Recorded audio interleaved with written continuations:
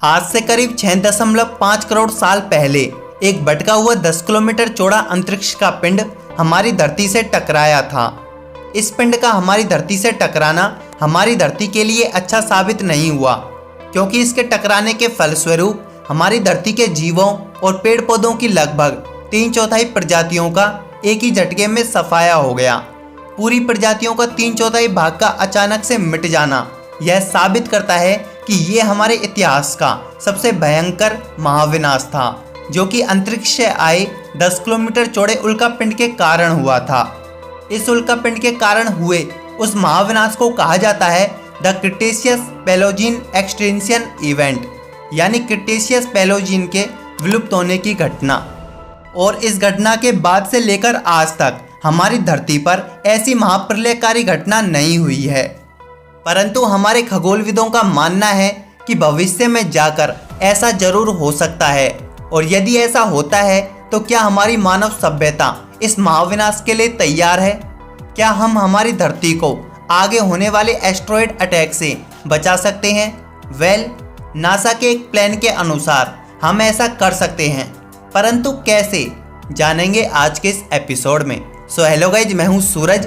तो चलिए शुरू करते हैं आज का ये नया एपिसोड।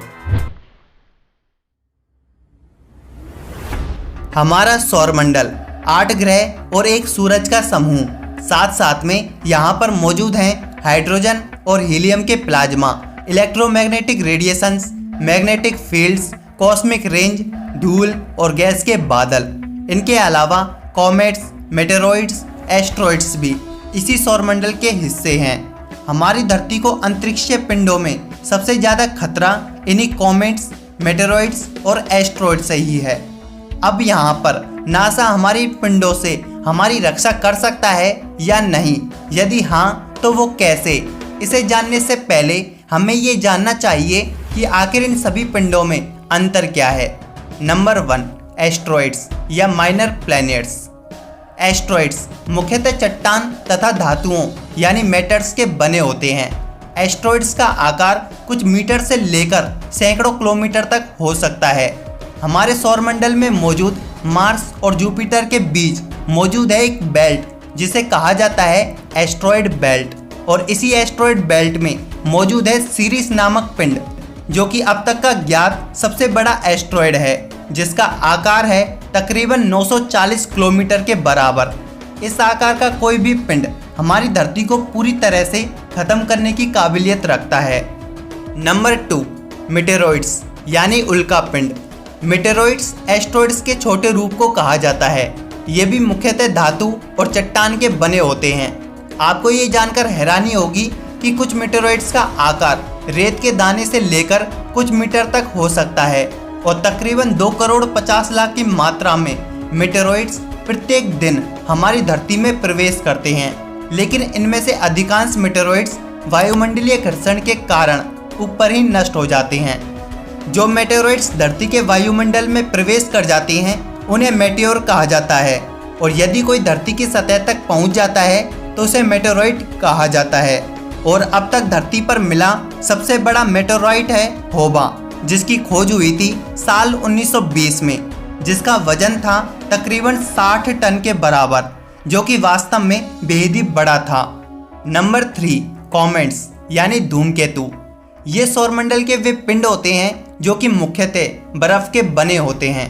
बर्फ के बने होते हैं, जी हाँ, इसका मतलब ये बेहद ही दूर से आते हैं। ये कॉमेट्स आते हैं केपलर बेल्ट और उसके पीछे से। यहाँ पर यह कहना गलत होगा कि वहाँ से ये हमारी धरती पर आते हैं, बल्कि ये केपलर बेल्ट और उसके पीछे से ही सूरज के चारों ओर घूमते हैं। परंतु कभी कभी दिशा परिवर्तन और गुरुत्वाकर्षण के कारण ये हमारे आंतरिक सौरमंडल में प्रवेश कर जाते हैं, और जैसे ही ये सूरज के नज़दीक आते हैं तो इनमें जमा हुआ बर्फ पिघलने लगता है, और इससे निर्माण होता है धूमकेतु की पूंछ का, जो दिखने में बेहद ही सुंदर लगता है। और इसका पूंछ कई हजार किलोमीटर लंबा हो सकता है। और क्या आपको पता है कि कॉमेट्स ही एकमात्र ऐसे पिंड हैं जो कि हमारे सौरमंडल को पार कर दूसरे सौरमंडल में प्रवेश कर जाते हैं।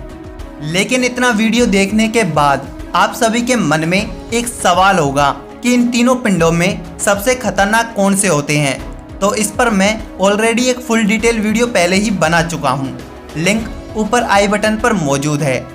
अब यहाँ पर इन तीनों पिंडों में से कोई भी पिंड कितना भी खतरनाक हो, लेकिन हमारे लिए ये सभी खतरनाक हैं। परंतु हमारी ये प्यारी सी धरती सबसे ज़्यादा सामना करती है मेटेरॉइड्स और एस्ट्रॉइड्स का, और अभी तक धरती पर एस्ट्रॉइड्स ने ही तबाही मचाई है। लेकिन तब जब हमें उनके आने का पता नहीं था, परंतु यदि हमें किसी ऐसे एस्ट्रॉइड की चलन का पता चल जाए जो हमारी धरती से आने वाले महज 5 सालों में ही टकराने वाला हो, तो क्या हम उस एस्ट्रॉइड का सामना कर सकते हैं, या कहें तो क्या हम उससे अपने आप को बचा सकते हैं?